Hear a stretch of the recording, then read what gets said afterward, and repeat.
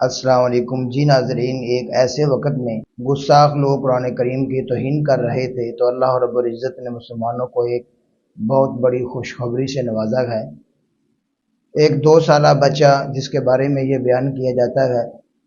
کہ وہ پیدائشی حافظ قرآن ہے، الہ العالمین نے یقیناً یہ ایک کرامت ظاہر کی ہے اور مسلمانوں کو یہ خبر سن کے بہت زیادہ خوشی ہو رہی ہے۔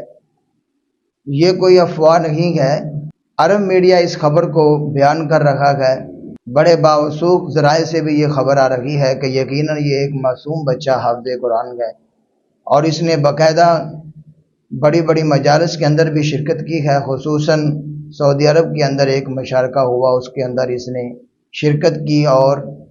سب سے چھوٹا حافظ قرآن ہونے کی اعزاز میں اس نے انعام بھی وصول کیا ہے۔ تو یقیناً ایک بہت بڑی خوشخبری ہے مسلمانوں کے لیے، ایک ایسے وقت میں کہ امت پریشان تھی، غمگین تھی ان گستاخوں کے ہاتھوں سے جنہوں نے قرآن کریم کی توہین کی ہے۔ اور اس بچے کے بارے میں بیان یہ کیا جاتا ہے کہ جہاں سے بھی کوئی آیت پڑھی جائے یہ آگے سے پڑھنا شروع کر دیتا ہے، اور تمام صورتوں کے نام اسے زبانی یاد گئے، سیدھے بھی پڑھ سکتا ہے اور اسی طرح الٹے بھی پڑھ سکتا ہے۔ اور ایک اور بہت بڑا اعزاز اس کے پاس ہے جو اللہ رب العالمین نے اسے عطا فرمایا ہے